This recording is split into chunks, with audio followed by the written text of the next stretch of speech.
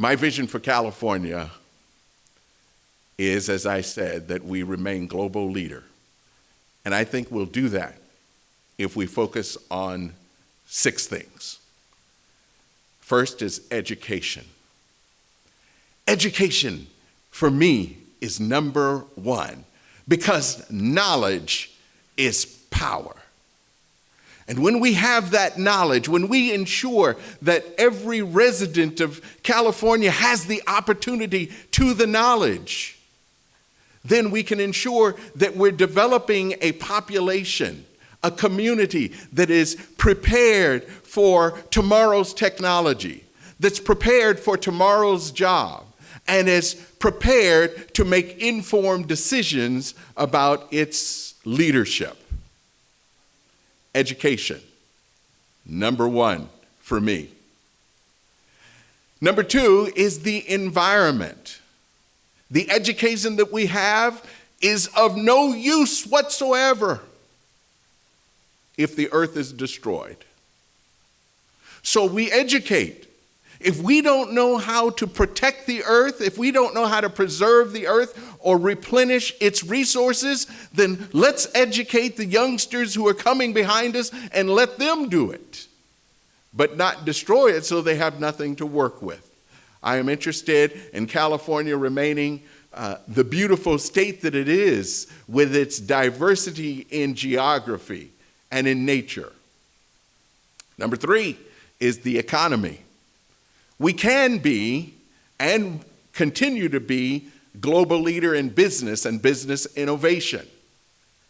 But that has to be balanced with the idea that we protect the environment and that we ensure that the people who work in the jobs that we create can maintain a meaningful living. And when I use the term meaningful living, specifically, I wrote a book on making the moment meaningful, and I talk about 4 pillars of meaningfulness.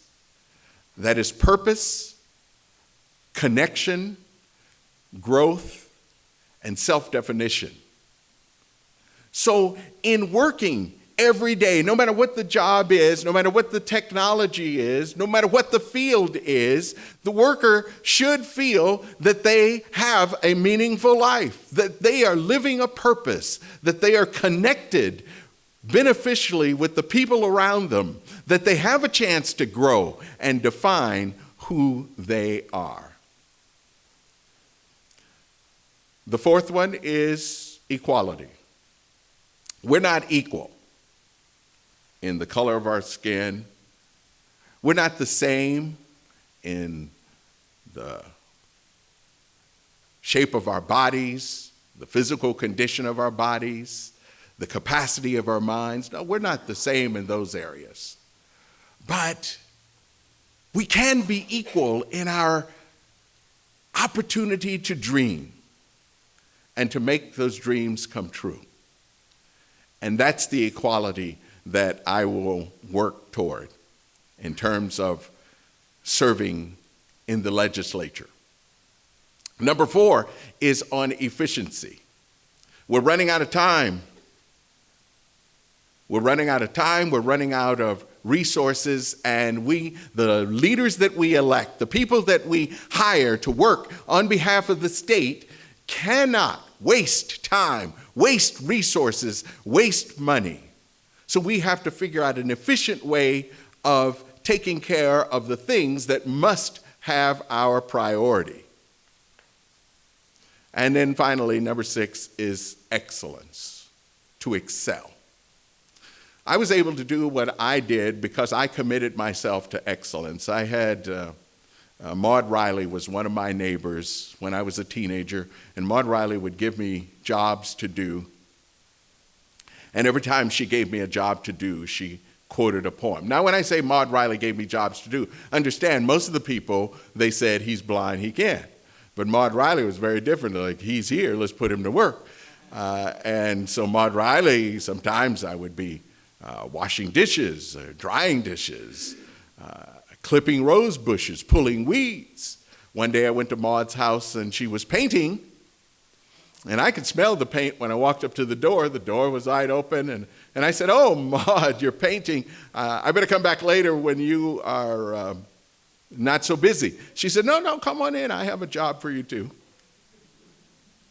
And Maud showed me where the pan of paint was, and she put a paintbrush in my hand, actually a roller in my hand, and she said, I want you to paint the ceiling. So she showed me where the stepladder was, and I went up and I started stroking the ceiling with this paint, this roller. And I, being a mathematician, I was able to estimate the width of the roller and the strips, the paint that I was doing. And when I missed a spot, Maud would tell me where I missed a spot, and I'd have to go back and redo it. And Maud always quoted this poem whenever she gave me a job. She said, "Dana, if a job is once begun, leave it not until it's done. Be the task great or small, do it well or not at all." That was my commitment to excellence. That's what she said to me, and that's what I committed to.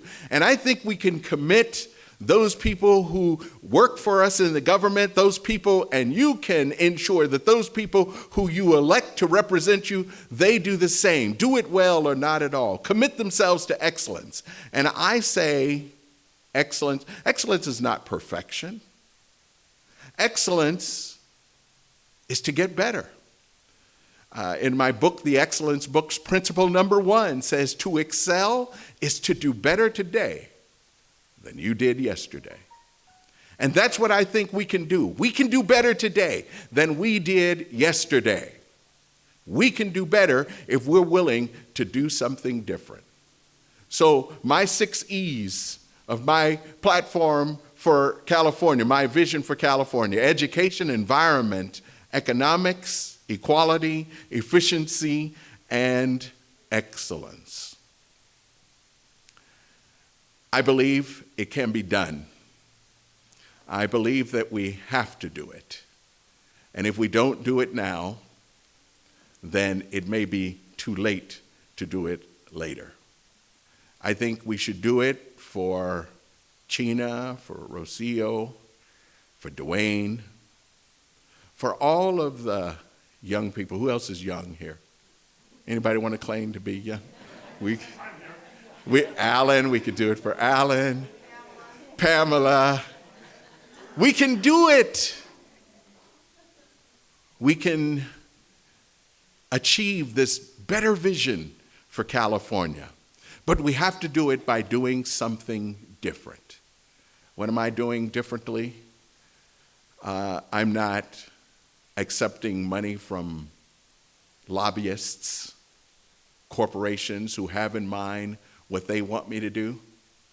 I'm accepting money from the people out here, the people, and because I'm obligated, I'm going to do what you want me to do, even if there's no money involved.